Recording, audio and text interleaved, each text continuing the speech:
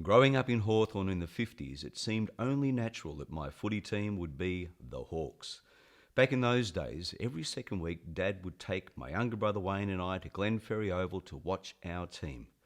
They used to call the ground the Sardine Can. At 8 years of age, it looked pretty big to me. It seemed to take forever to catch up to my footy heroes after a game. Dad helping me over the fence so I could chase after John Peck. He had legs like tree trunks. Well, that's how it seemed to me. In those days, you were allowed on the ground at half-time as well as after the game.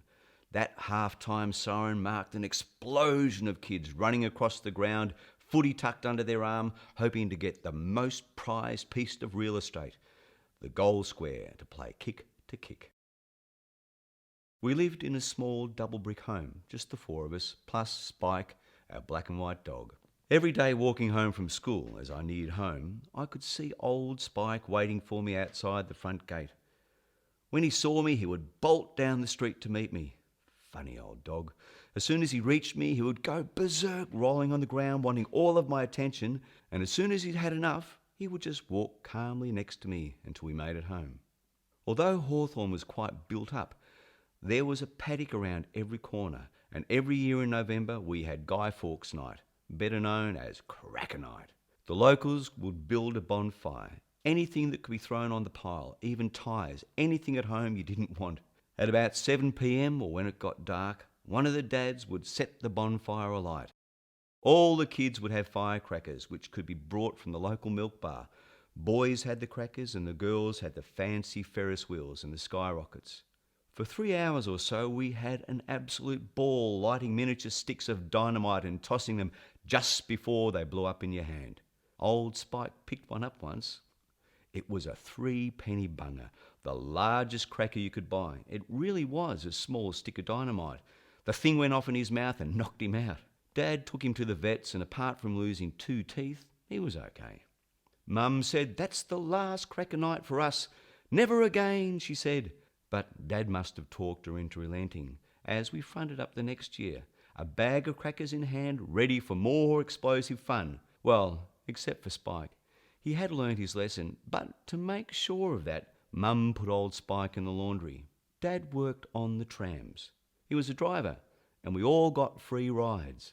My friends at school thought I was so lucky to have such an important father. My brother and I did as well. Most Saturday mornings, the whole family would catch the free tram to the city. A counter lunch at Coles, right next to Myers, was the reward for shopping with Mum and Dad. They didn't have supermarkets then, just small family grocery stores. Queuing up in the Coles cafeteria, I couldn't wait to get the sweets on display. Who needed meat and salads when you could have the most amazing sweets? Mum let us choose anything we wanted. Funny, as a child, how I thought we were rich to be able to go to restaurants so often, Coles cafeteria.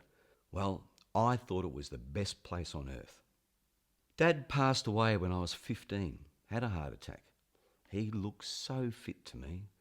I'd never been to a funeral before, and to see my mother so upset, my uncle holding on to her, and so many people coming over and kissing my brother and I, saying to me, "You're the man of the house now."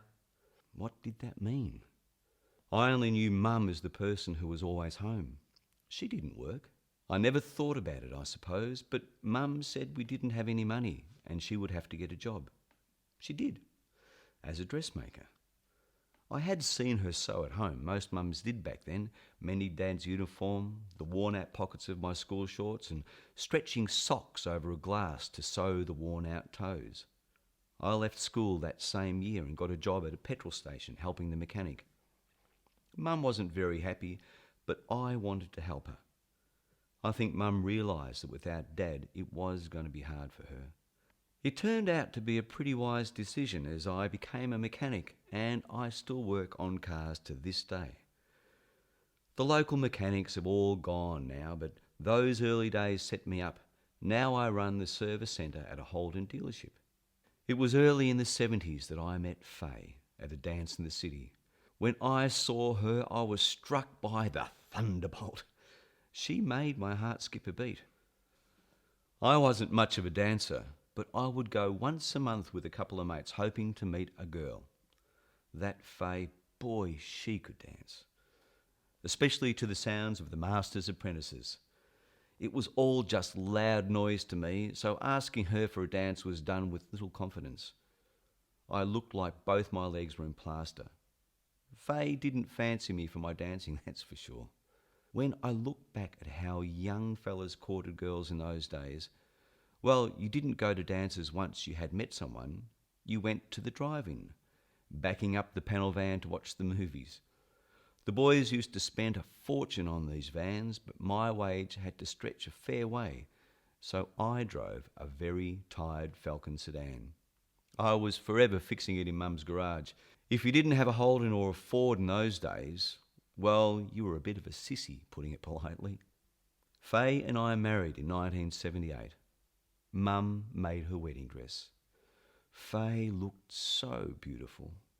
The bridesmaids did as well. At least that's what my brother Wayne, my best man, had to say in his speech. No one was as beautiful as Fay that day. Every time Mum kissed me, she cried, but this time they were happy tears. I know she still missed Dad. Couldn't help thinking that Mum was remembering their wedding day. Fay and I now have 4 kids, well, adults now, and grandchildren, with new memories in the making, and they are as close to us now as we were as a family growing up in Hawthorn with Mum, Dad, Wayne and old Spike. I have a few wrinkles nowadays and not much hair, but Fay still looks like she did when we first met at the dance so many years ago.